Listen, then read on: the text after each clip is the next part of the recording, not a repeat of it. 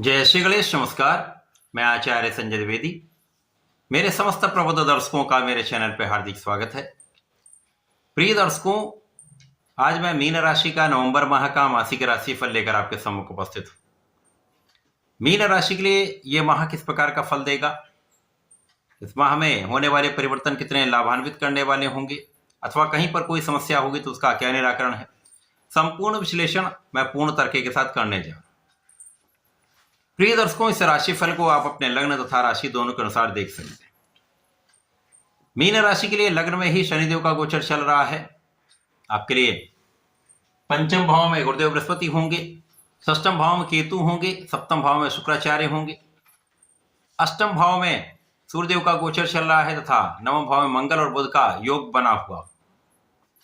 आपके द्वादश भाव में राहु का गोचर चल रहा है। इस प्रकार से इस माह में पहला परिवर्तन शुक्राचार्य होगा, जब शुक्राचार्य सप्तम भाव से निकलकर अष्टम भाव में प्रवेश करेंगे। 2 नवंबर को ये परिवर्तन कर लेंगे तथा अपनी मूल त्रिकोण राशि तुला राशि में प्रवेश होगा। शुक्राचार्य का द्वितीय परिवर्तन भी इसी माह में हो जाएगा, जब ये 28 नवंबर को राशि परिवर्तन करके भाग्य भाव में प्रवेश कर जाएंगे। 16 नवंबर को सूर्य का राशि परिवर्तन अष्टम भाव से नवम भाव में होगा, जहां पर ये महाबलवान हो जाएंगे। 23 नवंबर को बुध का राशि परिवर्तन होगा, जब बुध राशि परिवर्तन करके नवम भाव से अष्टम भाव में जाएंगे। तथा इसी प्रकार से इस माह में 3 ग्रह वक्री अवस्था में रहने वाले हैं, जहां पर शनिदेव, गुरुदेव तथा बुध तीनों वक्री अवस्था में हों। प्रारंभ से ही शनिदेव का आपके लग्न में होना तथा गुरु का एक अच्छी स्थिति में होना, अपनी उच्च राशि में पंचम भाव में होना आपके लिए अत्यंत प्रभावी है, क्योंकि गुरु का प्रभाव पंचम भाव पर भी है, शनि पर भी है और लग्न पर भी है, जिसके कारण आपका मानसिक बल बहुत अच्छा रहेगा, आपका स्वास्थ्य अच्छा रहेगा, आपका आत्मविश्वास अच्छा रहेगा तथा यहाँ पर आपके ज्ञान के क्षेत्र में विस्तार हो। ज्ञान शिक्षा के कारक गुरुदेव बृहस्पति, संतान के कारक गुरुदेव बृहस्पति तथा मांगलिक कार्यों के कारक गुरुदेव बृहस्पति का पंचम भाव में होना स्वभाव की प्रबलता को कई गुना बढ़ाने वाला है। तो इस माह में ज्ञान शिक्षा में अच्छा लाभ मिलेगा, अच्छा परिणाम प्राप्त होगा, प्रतियोगिता परीक्षा में सफलता मिलेगी तथा जो जातक उच्च शिक्षा के लिए प्रयत्न कर रहे थे, अच्छा इंस्टीट्यूट प्राप्त हो सकता है। गुरुदेव का प्रभाव लग्न पर भी है, तो यहां पर आपके मन का विचलन नहीं होगा, आप धैर्य पूर्वक कार्य करेंगे, आप बहुत विवेकशील रहेंगे, आप अपनी प्लानिंग को पूर्ण रूप से इंप्लीमेंट कर पाएंगे। इसी प्रकार से इस समय में भाग्य अत्यंत प्रबल रहने वाला है। भाग्येश का भाग्य भाव में पूरे माह में रहना आपके भाग्य की वृद्धि करने वाला है। तो भाग्य पूरे प्रकार से आपके साथ में, तो आपके अवरुद्ध कार्य भी बनेंगे। जिन कार्यों के लिए आप प्रयास कर रहे थे, नहीं हो पा रहे थे, वो कार्य भी बनने लगेंगे। लाभ जहां पर नहीं प्राप्त हो रहा है तो लाभ की वृद्धि तय हो जाए। साथ ही साथ यहां पर 2 केंद्र के स्वामी बुध का भी गोचर भाग्य भाव में चल रहा है, जिसके कारण बुध जो आपके लिए सुख और सप्तम के स्वामी, सुखे सप्तमेश का भाग्य के साथ गोचर, भाग्य में भाग्येश के साथ गोचर अत्यंत विशेष प्रभाव देने वाला है। यह भी एक प्रकार का राजयोग है, क्योंकि मंगल तो वैसे भी यहां पर पंच महापुरुष राजयोग रुचक योग में है।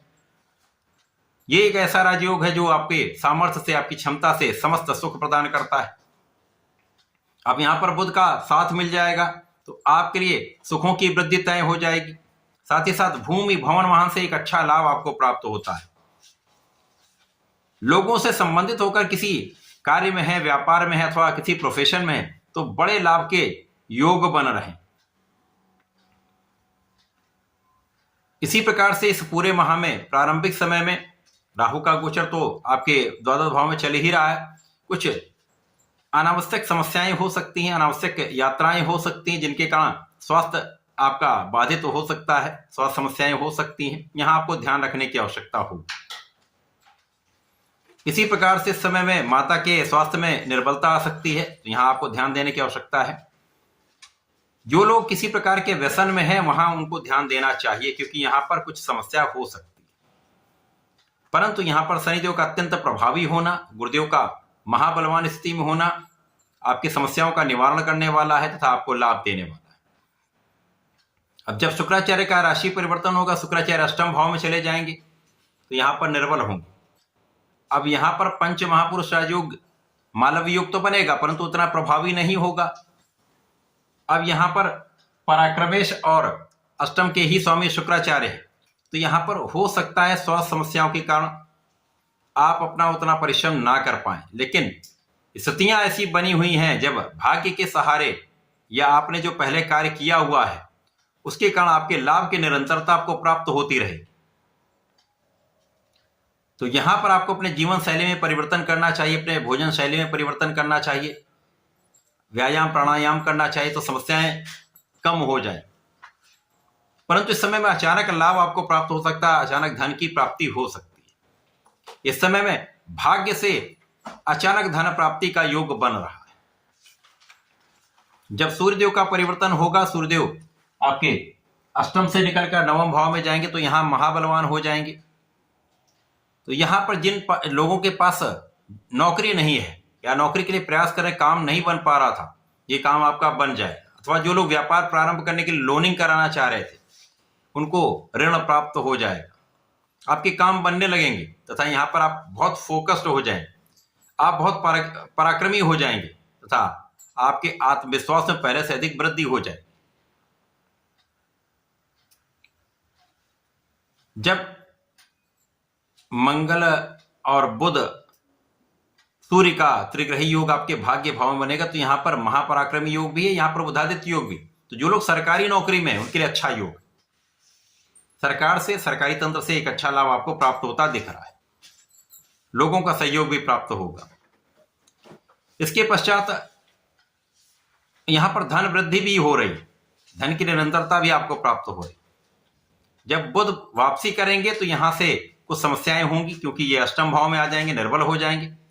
यहां पर शुक्र और बुध का योग बनेगा परंतु कहीं ना कहीं आपके सुख बाधित होंगे। सुख संपदा, सुख साधन होते हुए भी आप उसका उपयोग नहीं कर पाएंगे, सुख साधन होते हुए आप उसका पूर्ण रूप से लाभ नहीं ले पाते, या तो कार्य की अधिकता के कारण या स्वास्थ्य समस्याओं के कारण उतना लाभ आपको प्राप्त नहीं हो पाता है। तो यहां पर आपको ध्यान रखना चाहिए। यहां पर एलर्जी की समस्या हो सकती है, यहां पर मौसम के रोग हो सकते हैं, अतः आपको ध्यान देने की आवश्यकता हो। परंतु जब शुक्राचार्य पुनः परिवर्तन करके नवम भाव में चले जाएंगे तो यहां से स्थितियां बदल जाएंगी, स्वास्थ्य समस्याएं कम हो जाएंगी, यहां पर आपके सुखों में वृद्धि होना आरंभ हो जाएगा, माता का स्वास्थ्य भी पहले से ठीक हो जाएगा, आपका स्वास्थ्य भी ठीक होगा। तो मानसिक, आर्थिक और सामाजिक रूप से आप बहुत पहले से अधिक आपके स्थिति में परिवर्तन हो जाएगा। यहां पर आपका लाभ बढ़ेगा, आपका धन बढ़ेगा तथा यहां पर आपकी आर्थिक स्थिति में पहले से अधिक प्रगति हो जाएगी। परिवार का पूर्ण सहयोग आपको प्राप्त होता रहेगा, पारिवारिक भाव में वृद्धि होगी तथा संतान सुख आपको प्राप्त होगा। संतान से पूर्ण सहयोग तथा लाभ आपको प्राप्त होता दिख रहा है। इस माह में आपको अपने स्वास्थ्य की सुरक्षा के लिए भगवान शिव पर जलार्चन करना चाहिए तथा पंचामृत से अभिषेक करना चाहिए। यदि आप प्रत्येक गुरुवार को ऐसा कर लेते हैं तो संपूर्ण समस्याओं का निवारण होगा, लाभ प्राप्त होगा तथा सुख वृद्धि होगी। तो ऐसा करके इसका लाभ लें। धन्यवाद, नमस्कार।